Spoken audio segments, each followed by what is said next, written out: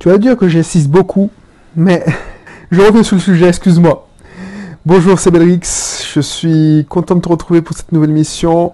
Je vais te parler aussi, dans cette émission, de ce que tu dois faire quand tu démarres ton activité. Tu dois faire une seule et unique chose. Une seule et unique chose. Mais on t'en dit plus.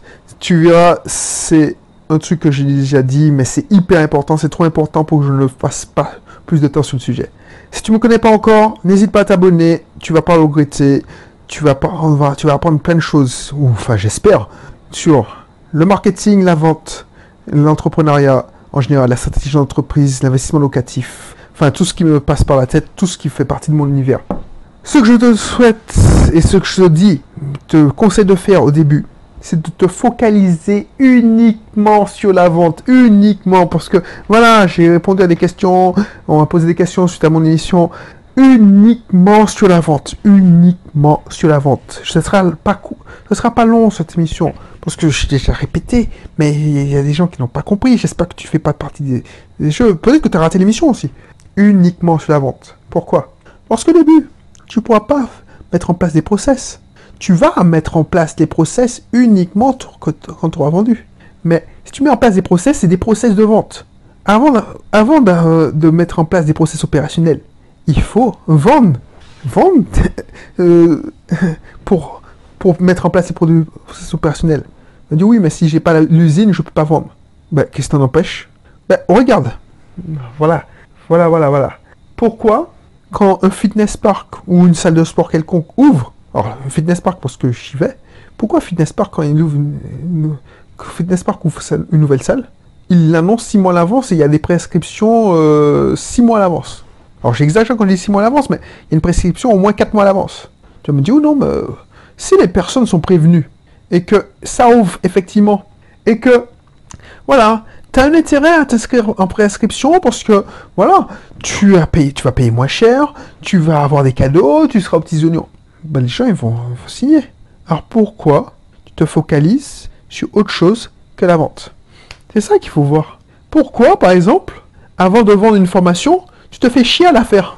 Je t'ai déjà dit, mais bon, tu vas pas me croire. C'est pour ça que Pourquoi, avant de créer un blog, d'investir dans une usine, tu ne cherches pas la niche et voir s'il y a des gens qui sont capables de payer?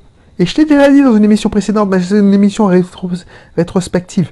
Pourquoi c'est pas moi, tu sais pas, comme je l'ai conseillé dans une autre émission, de dire, tiens, je vais offrir mes conseils gratuitement, ou même, je vais offrir mes conseils pour une somme symbolique, parce qu'il faut apprendre aux gens à payer.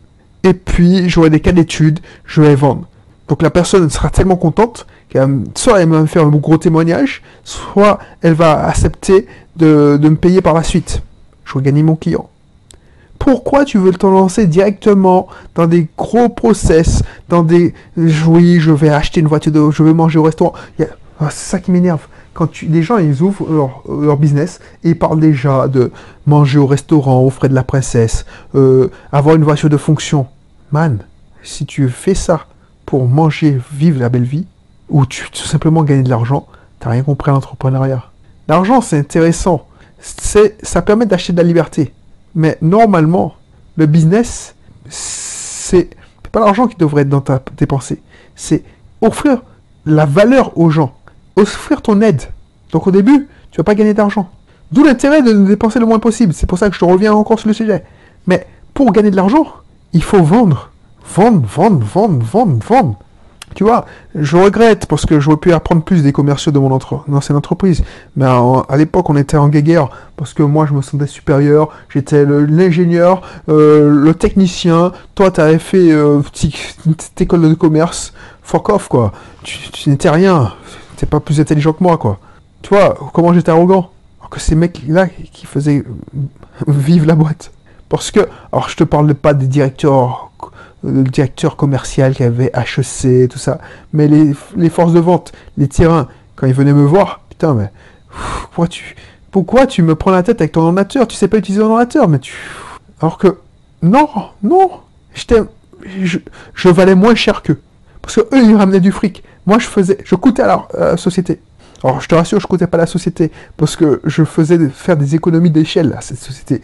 Mais pour te donner une image, moi, ce que je veux te montrer, c'est que si tu dois imprégner un truc, et c'est la première fois que tu m'écoutes, je répète les choses pour que tu retiennes, c'est important. Au début, vends. Réfléchis à comment vendre. Ton cerveau doit faire que ça. Tu veux créer une pizzeria? Dis-toi comment tu veux vendre. Ensuite, te pose-toi la question quand tu veux dépenser le moins possible. Mais dis-toi comment tu veux vendre.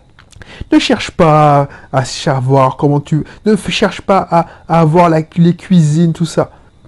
Non, tu veux vendre. Bref, je vais pas être plus long. Je vais te mettre dans la description la formation, tester son activité en moins de 2 jours. Et je te dis à bientôt pour une prochaine émission. Allez, bye bye.